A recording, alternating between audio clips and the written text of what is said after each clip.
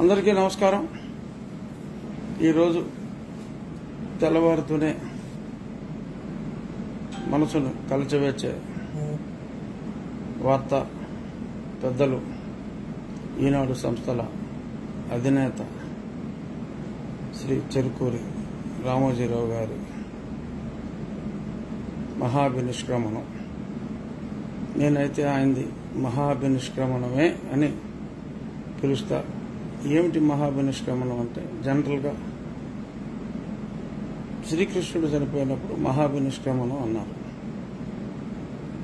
NT Ramarao గారు చనిపోయినప్పుడు ఈనాడులోనే మహాభినిష్క్రమణం అన్నారు. అది ఎంతో గొప్పవారికి వాడే మాట.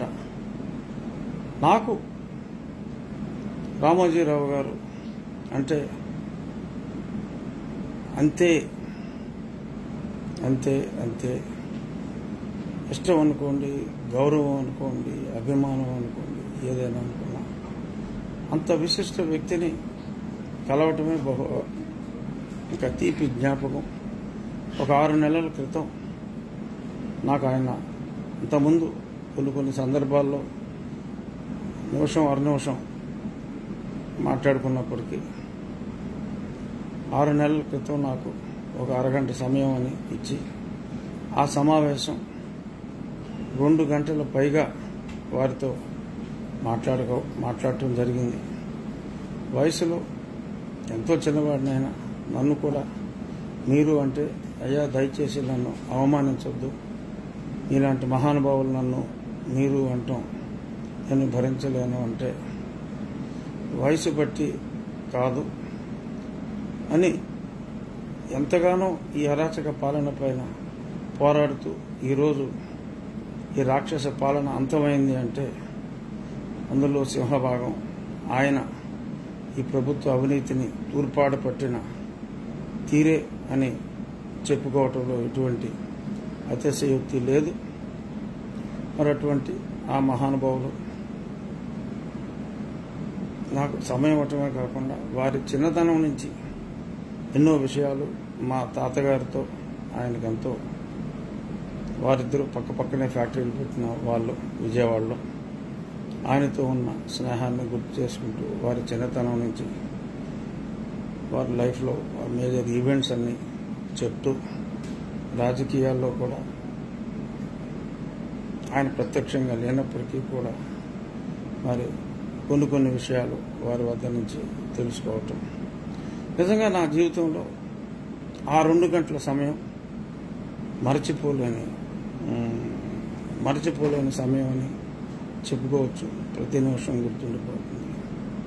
అంత మహానుభావుడు మళ్ళీ ఆ వయసులో, అంటే సుమారు నేను చెప్పేది కొద్ది నెలల క్రితం, మరి అనారోగ్యం అప్పటికే ఆయనకుంది. అయినా ఆయన ఎంత ఎదిగినా కూడా, ఎంత గొప్ప వ్యక్తి అయినా కూడా మరి నాలాంటి వయసులోనే కాదు అన్ని విధాల ఆయన ముందు ఎంతో చిన్నవాడిని ఆయన, నన్ను కూడా ఆయన మరి లిఫ్ట్ వరకు వచ్చి ఆయన సాగనంపటం అంటే మరి ఎంత ఎత్తుకు ఎదిగినా మరి అటువంటి సంస్కారం అందరికీ రాదు.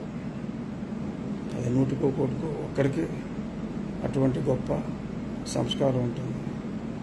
ఒక మహానుభావుడు, సంస్కారి అంటాం చాలా చిన్న మాట. అసలు నాకు 100 మాటే రావట్లేదు ఆయన గొప్పతనం గురించి మాట్లాడటానికి.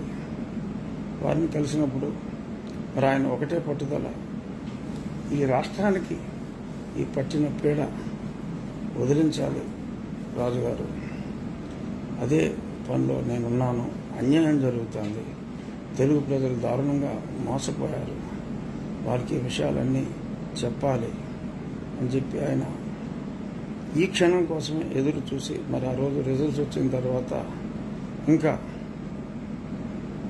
తెలుగు ప్రజలకు ఆయన చేసిన మేలు చాలు అనుకున్నారో మరేమిటో, మరి అది జరిగిన ఈ 3 రోజుల్లోగానే మరి ఈ విషాద వార్త వినాల్సి వస్తుందని చెప్పి నేను అనుకోలేదు. ఎంతో కక్ష కట్టింది ఈ జగన్ ప్రభుత్వం, ఎన్నో అన్యాయాలు చేసింది. వారి మీద వారి ఓడలు శైలజ గారి మీద ఎన్నో ఎన్నో ఎన్నో ఏ తప్పు చేయని రామోజీరావు గారు, తప్పు చేస్తే చర్మం తీసే రామోజీరావు గారి మీదే మరి ఎన్నో కేసులు అక్రమంగా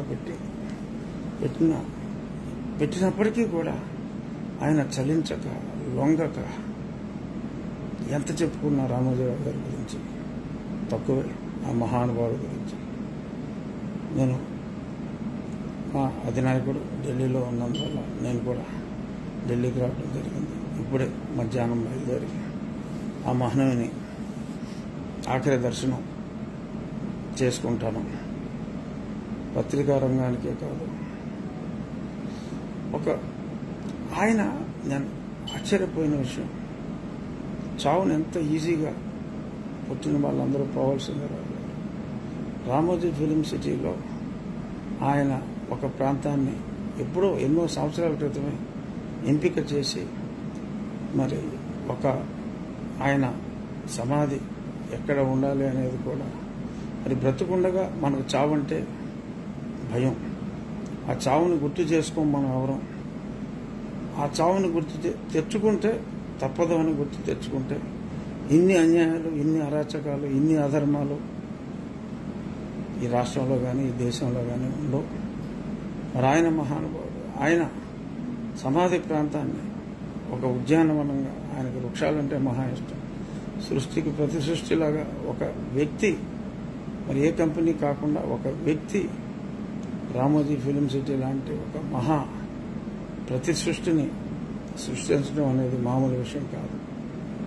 ఎన్ని వేల కోట్లు నష్టపోయినా కూడా ఆయన అనుకున్న కళలకు రూపం కల్పించిన ఒక శిల్పి రామోజీరావు గారు. ఆయన సమాధికి కూడా ఆయన ఏర్పాట్లు ముందే ఎన్నో సంవత్సరాల ముందు చేశారంటే ఈయనేం మనిషి రా బాబు అని అసలు నిర్ఘాంతపోయారు.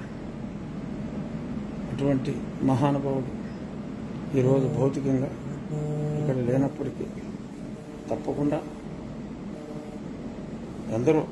నాలాంటి ఎందరో లక్షలాది అభిమానుల గుండెల్లో శాశ్వతంగా ఉంటారు.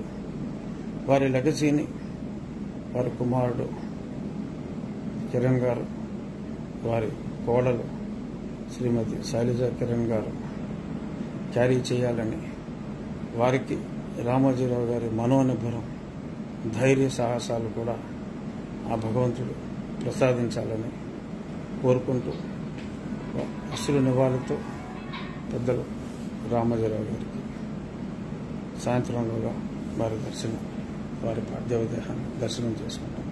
నమస్కారం.